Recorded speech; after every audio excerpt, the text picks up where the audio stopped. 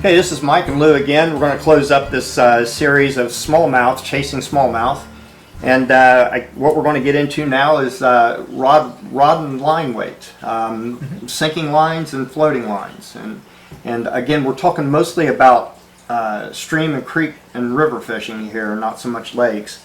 But I do use a sinking line occasionally. But what is a good, not best, but all-round rod for chasing creek and river smallmouth? 90% of the time I tend to go with a 6-weight rod. I'm a little fanatical about 6-weights. I get laughed at because, when in doubt, I have a 6-weight for everything. You can pull off a lot. The reason I really prefer the 6-weight rod is because the grain weight of the line and the power of the rod has the widest range of fly sizes I can throw with a single rod. It has nothing to do with fighting a fish to a degree. It's light enough that a small fish is pretty fun still. I think smallmouth are entertaining at any size. Right.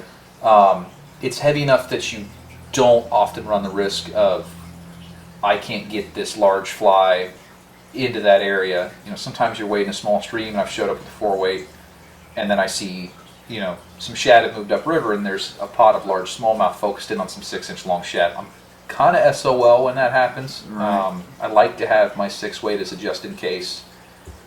Granted, if it's not a scenario, if you're not typically going to run into larger fly presentations, lighter rods are fine. I rarely go down to anything like a 4-weight, but I will go down to a 4-weight for smallmouth and small stream presentations. I don't typically like to go lighter simply because of the casting. It has nothing to do with the, not being able to land the fish. The flies that you're throwing that are fairly small. You should be able to get the hook sunk with those smaller flies. It really just comes down to trying to get any distance. Any variation in your presentation with a smaller rod becomes more difficult. Now we use up to an 8. I've even got some buddies that throw 9-weights when we're throwing For smallmouth? When we're throwing, the one place I took you where there's some very, very large smallmouth, they like large flies. We might be throwing 6 or 7 or 8-inch flies. I rarely go that heavy. Oftentimes I'll stick with a 7-weight. Normally if I pick up an 8-weight, it's for large poppers. But I have friends that'll throw 9s. Partially because, we're also throwing wire in a lot of those situations. So Right. if you're in an area where you might catch 6 or 8 or 10, 15 to 20-inch smallmouth and a 35-inch muskie, the 9-weight's not completely out of the ballpark. Right. I think that's a little excessive, but if you're comfortable with it and what you have. If your options are a 6-weight and a 9-weight, you don't have the 7 or an 8-weight, and you are in a scenario where you need to throw that larger fly, that's really when I would pull that out. There's only one stream that I really ever think I'd target smallmouth with a 9-weight. And half that has to do with most of the biggest smallmouth I've ever seen in my life have been there, and the other half has to do with how many muskies. Is that the one we hit at the end of last year? That's the one that I fish all the time that I took you to. That down southern Ohio? Yeah. Okay. And there's, it's a really rare scenario. It's big water. You have to fish very large flies to call the fish out of it, cover any ground. It's a low density stream. So really it comes down to casting. 90% of the time though, I'm all about the 6-weight. It throws anything, and I've thrown tiny dry flies with a 6-weight and light tippet for trout just because I had a 6-weight and I wanted to do it. It's light enough that while it's not perfect, I can get the job done with a 6-weight. I've thrown down to a size 22 midge with 6X tippet for trout on a 6-weight, and on the same day, in the lower end of that float, they started generating water on that trout tail water, the striper down there, and I turned around and stuck a 5-inch clouser and 20-pound tippet and a sink tip on the same 6-weight and was able to throw it. And that's really what I'm looking at. If I have one rod, I want as much diversity as I can. That one rod does more than anything else. And for most smallmouth presentations, it's perfect. It's light enough that it's not going to wear you out casting all day. It's heavy enough that you can get some of those bigger presentations out if you need to. And it'll effectively land any size of smallmouth you run into. I guess within reason. There's always that outlier. We might hook a big enough smallmouth. We've hooked some big enough smallmouth, heavy enough cover where 6-weight's starting to push it. It's an incredibly rare scenario, and I'm willing to kind of take that risk. But it's really about making an effective presentation that's easy on you, easy on your shoulder, easy on your elbow. If you start to fatigue, you start to throw poorly. And technique is really what it is. You shouldn't be using all those joints I just mentioned for everything. You shouldn't be stressing your arm out. But if you fish a heavy rod, you start to fatigue, bad things start to happen. You start to throw with bad technique, and that's when you can start to really wear yourself out. But no, that's the rod I use. Now when it comes to lines, again, being a 6-weight fanatic, I've definitely shown up with 3 different 6-weights, one with a floating line, one with a sinking line, one with an intermediate tip, just to cover my bases. I might be using the same weighted rod, but I use many, many different lines based on what I'm doing. Most of those lines don't have that much to do with depth. They have a lot more to do with the speed of the retrieve that I want. So ironically, when I'm fishing the deepest of the year is typically early spring, pre-spawn. Those fish are in some deep, faster areas, and oftentimes in that scenario, I'm not fishing full sinking lines because the full sinking line will get drugged by the current. Right. I'm fishing sink tips or even on occasion floating line, somewhere I can control my fly line with a heavy fly to try to pull that presentation in that eddy. And then most of the year, intermediate tips or floating lines, I throw those a lot. I still throw a floating line the majority of the time anymore, but there's a lot of times where an intermediate tip or a light sink tip allows me to take my unweighted fly and get it a couple feet down. You don't want to be too deep. You want to keep good, you want to be able to see your fly most of the time in the summer. Sometimes in the spring, it's about the only time we ever fish where I can't physically see my fly. But when you're in those scenarios, having something where I can get some speed.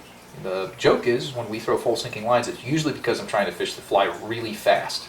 So I'm not trying to get it down. I'm throwing a full sinking line so I can strip the fly as fast as I want and it's still a foot or two down. As opposed to if I strip the fly that fast with a floating line, it's just dragging across the surface. Right. So oftentimes it's really more about speed. And sinking lines do turn over large flies better. So when we're fishing bigger flies, anything north of 5 inches, I'm almost exclusively throwing a sink tip or a sinking line or an intermediate tip, something that transfers energy a lot better at the end, and then something I can get away with a much shorter leader. One of the big things with those presentations is I'm fishing typically 2 to 4 foot leaders on them, so you get better turnover into cover. So if you're trying to punch a 5 or 6 inch streamer behind trees or right next to the bank, it's just much easier with a sinking line or an intermediate tip line. Okay.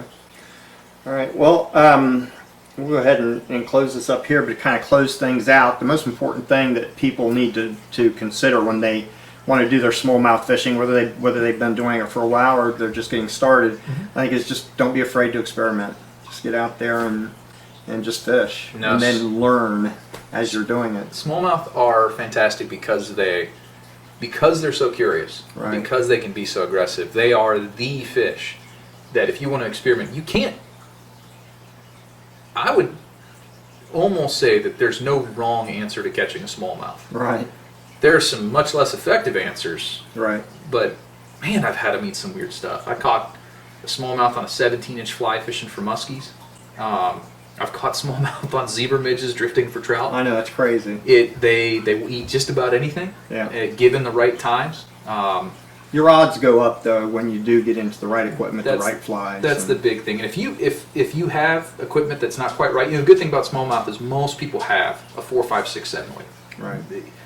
I prefer the 6. A 5 does just fine as long as you're not throwing heavier presentations.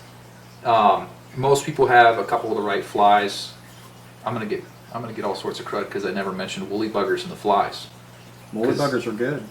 I never fish it. You don't? No. Why not? Woolly buggers are a good fly in most scenarios, and typically never the best fly in a given scenario. Really? The only presentation I think woolly buggers beat everything else on is Helgermites. They're the best. Black number 4 woolly bugger is the best Helgermite imitation I know. Okay. And I very rarely fish that situation. So I might catch a half dozen smallmouth a year on a woolly bugger because I never tie them off. They're probably always the 5th best fly in the box, and in every given scenario. And my popper some days is the best fly in my box, and other days is the 20th best fly in my box. But because Which would you prefer catching? I know what I would rather catch them on. What fly would you rather catch your smallmouth on? I mean, you've seen me fish. I don't fish anything that's not within the first foot of the surface most of the time. Okay. If it's not on the surface. Right. But that's where the excitement comes in. Yeah. But even then, everybody has woolly buggers. Everybody has something that'll work. It'll always catch fish. Right. So if you have 2 to 4 inch long flies that are easy to cast in a 5 weight, that's the beauty of smallmouth. You probably have them around if you're in the Midwest and some of the places out in the West. You can find rivers that have smallmouth. You can go down, you can walk a stretch, you find some rocky areas, you throw a fly in there. You're gonna hook something most of the time. And if you make enough noise, that's the joke. They want to find things.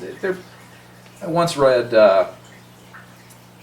in a smallmouth book that smallmouth bass were the gentlemen of the warm water stream. Oh, really? And it was written, I feel terrible, I can't remember who it was written by. He's on the Shenandoah. He's one of the best smallmouth anglers out there for years. I hate to disagree with him. But that's a very trout outlook on smallmouth bass. The smallmouth bass are like, they're back alley thugs. They go and they murder things in little shaded corners of the stream, and all they do is walk around to look for things they can beat up all the time. That's why they're such a great sport fish. Right. Like, they want to go and hunt things down. That's all they do all the time, especially in the summer. They watch the things. They're just cruising around looking for things to kill. So that's why they're awesome. All right. Well, I'll tell you, I'm wanting to go fishing like right now. It'd be great if it wasn't 34 degrees outside. I know, right? All right. Well, anyway, this is Mike. I hope you got something out of this series of videos. I would like to do some more in the future, maybe. What I kind of like to do is get some footage. Actually have a show with footage on the creek and rivers using the I techniques. just want everybody to make fun of my ugly cast. Yeah, no, we won't let them see that. Oh, okay. We'll just get the fish on. All right. Fish on. That part I can do. Okay. Well, anyway, this is Mike. Until the next video, we'll catch you later. Now, consider subscribing, and if you have any questions, you can shoot them to me on Facebook, and Lou and I are connected, and he can chime in at any time. Anyway, until the next video, this is Mike. We'll catch you later.